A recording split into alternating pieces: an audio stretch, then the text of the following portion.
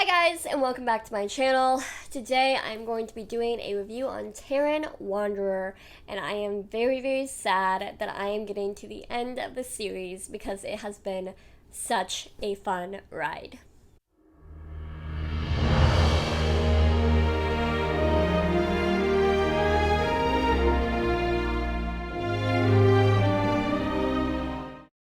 If you guys haven't already, I do have a whole series on the Book of Three series. So I have a review up for each of the books so far in the series.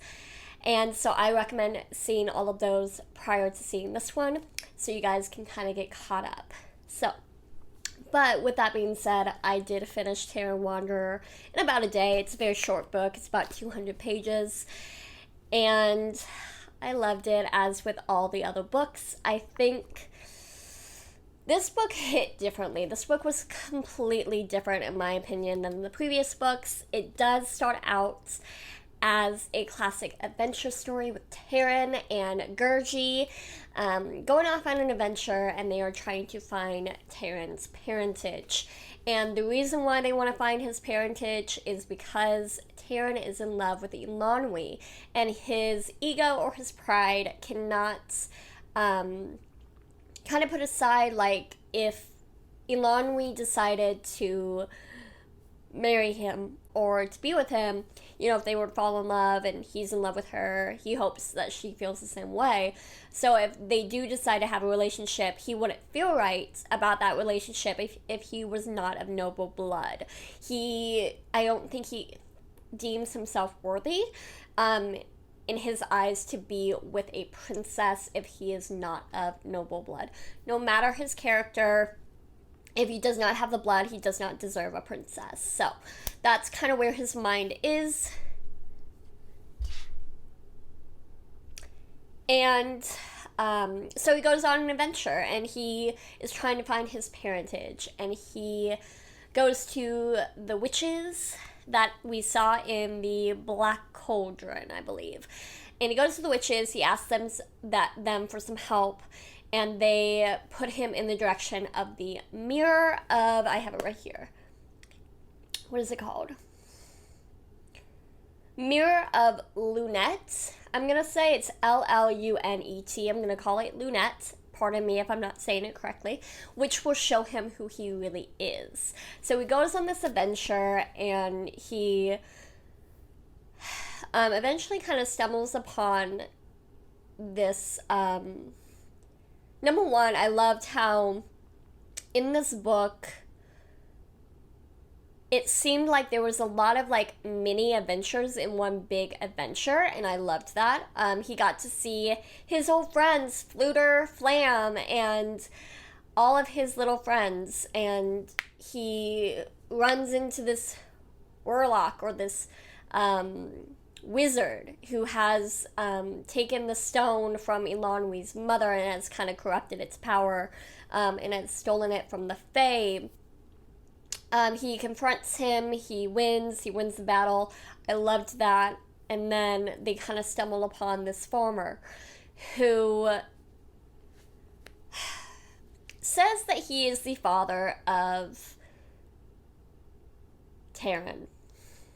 And I am going to give my opinion on this. Number one, how can you live with yourself?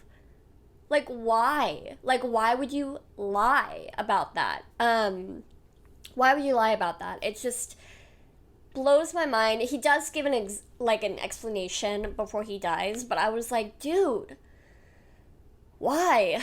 Also, with that being said, forgive me if I'm wrong, and you can correct me in the comments, but I don't think Taran ever says that he's adopted by Dobrin or any of that. I don't think he ever says any of that to the man. I could be mistaken. Maybe the man just knows who Taran is through stories. I don't know. I could be mistaken. But wow.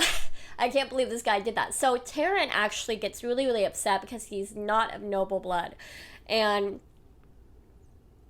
it was really sad to see Taran kind of go through that, because he kind of just gives up his life at that point. He gets so negative and so upset, so ashamed of himself for not being of noble blood, that he is like, no one can see me anymore, and I don't want anybody to know about me. I'm, an outcast and all of this stuff. And it's very sad to watch him do that. And then he kind of changes his tune, as he should, when the man dies, and he realizes he was not his father. And he realizes how awful, I think his ego had kind of corrupted his sense of self. And because of how awful he had treated himself, this isn't making any sense. Give me a second. Because Taran is so ashamed of how he acted when he didn't believe that he was of noble blood, he kind of realized that was all that he had ever cared about. And how dare he think any less of himself because he would be a former son. He wouldn't be of nobility. Does that make him any less of a human being? And because he's so ashamed of that, he does go out and forgoes his name as the assistant pig keeper and goes by Taran Wanderer, because he wanders. He's trying to find something. He doesn't know what he wants.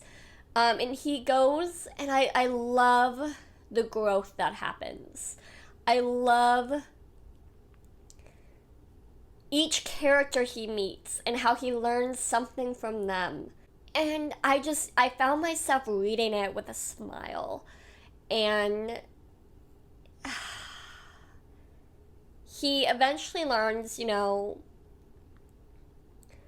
it doesn't matter if you're not of noble blood. There are so many great people not of noble blood out there. That doesn't make them any less of a person or any less worthy to get to know.